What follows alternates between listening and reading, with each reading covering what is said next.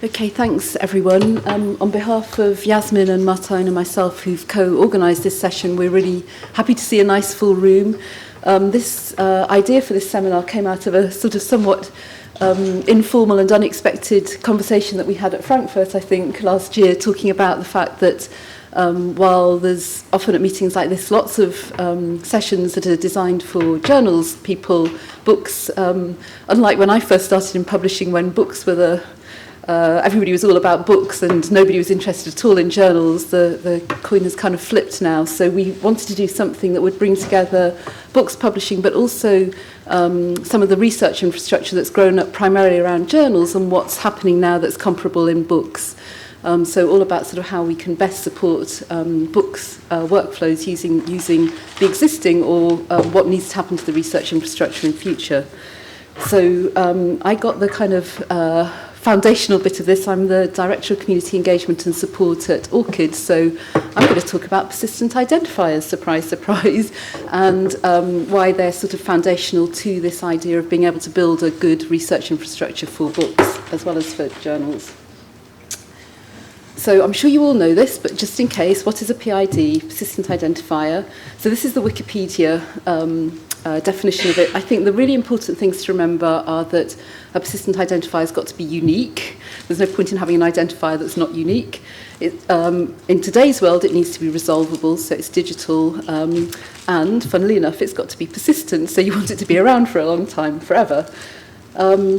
Now, of course, there have been unique identifiers for many, many years. In fact, one of the first unique identifiers in a publishing context was the ISBN, which has been around forever. So in the beginning was the ISBN. Today, there's a plethora of different sorts of persistent identifier organisations. These are just a few. On the left, you can see a couple of examples of organisation identifiers.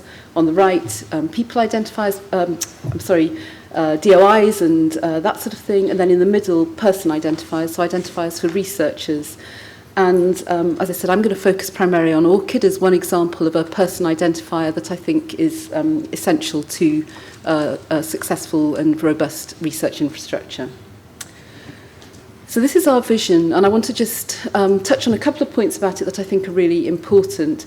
First of all, we're a very inclusive organisation, so we want anyone who's participating in any way in research, whether that's as a formal researcher or as somebody who's contributing in other ways to research, to be not just uniquely identified, which is obviously a very important part of a persistent identifier, but also to be connected, unambiguously connected with their contributions, whatever those contributions might be. So that's anything from a publication or peer review activity to grant funding to their affiliations and so on. And that should persist across time, borders and disciplines. So ORCID isn't for any one specific group of individuals, and it stays with you throughout your career. One of the things that persistent identifiers enable is interoperability, and this is something that's very much at the heart of what we do. So interoperability, our kind of one of our mantras is enter once, reuse often. What we envisage our sort of future being is that a researcher will only have to enter a piece of data once, or even better, that piece of data will be entered for him or her on their behalf into their ORCID record and connected with that, and then that information will flow around all the other systems that they're using. So not only will that save time for the researcher, but also it will really drastically minimise the risk of errors. So you've got that unique, disambiguated piece of information using different sorts of persistent identifiers that will carry on through all the different systems that a researcher's using. And then a sort of up close look at that, this is what we call our collect and connect workflow, which is what we're working with our member organisations to implement, and this is a publisher version of it. So very foundational to that is collecting validated ORCID IDs. So this isn't just, we don't want people to copy and paste their ORCID ID in, or even worse, for somebody else to do that for them. We want the individual researcher to claim his or her ID at the point of integration with the system. So that might be during manuscript submission or grant application or whatever, but in this case during manuscript submission or in an ideal future world, and in fact something that Springer Nature already does during the book submission process. So that ID is authenticated as it's being collected. The information is then connected with the metadata and flows into the display of the ID within the publication.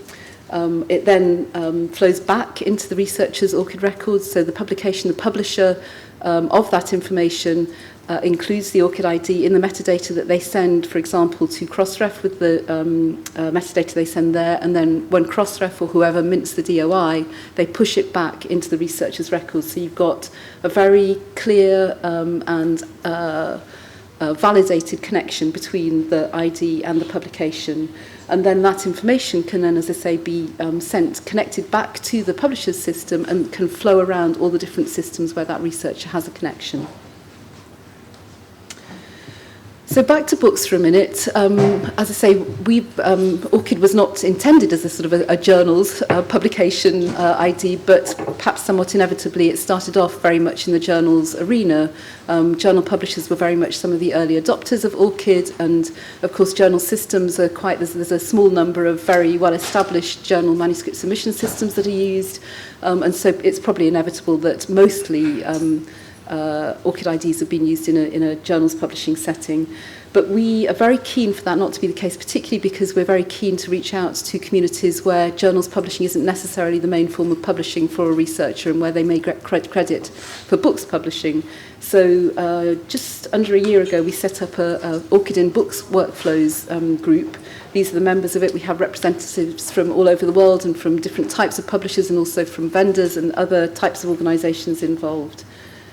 We worked with a consultant, Bill Kasdorf, who's produced a really nice report from us. We did a combination of a survey, which went about 90 or so people responded to, and then some in-depth interviews with the members of the Books Workflow Committee, but also with a number of other organisations.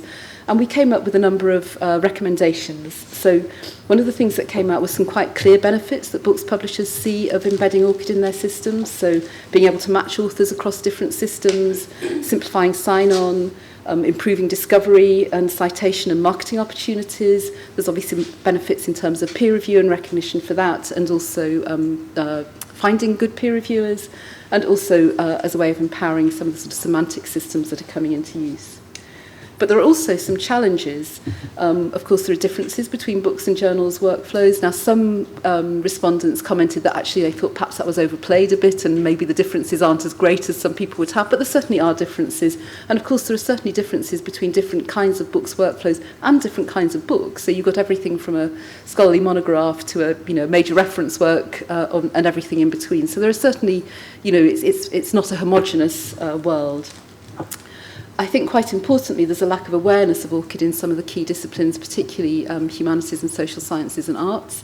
And then in books, again, perhaps more so than in journals, or at least in a different way than in journals, there's the issue of backlist titles, which may have been around for years, decades, centuries in some cases. How do you deal with those? So these are the recommendations that the consultant has come up with. So focusing on author touchpoints in title management systems, looking to work first of all with publishers who are already using ORCID for journals and or that publish sort of journal type books like conference proceedings and major reference works. Collaborating with organisations like MLA Commons to really try to build awareness and trust in ORCID in those disciplines where that isn't the case at the moment. Looking at developing or expanding our existing relationships with organisations like JSTOR and OCLC, which are very embedded in the books world. And really importantly, and something that I would love to hear from any of you who are already using ORCID, sharing success stories so that the community can start to see that ORCID really can be a good component in books workflows.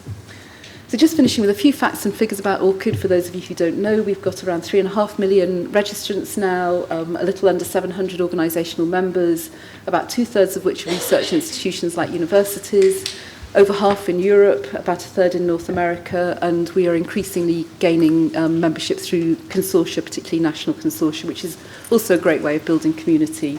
And we have around 500 live integrations, which are a mixture of member and non-member integrations. So that, I think I may have gone slightly over my time, I'm sorry, but that is a sort of a summary of both persistent identifiers, but also specifically ORCID IDs. So I'm going to hand over to our next presenter. We're going to have a little bit of time at the end of this session for Q&A.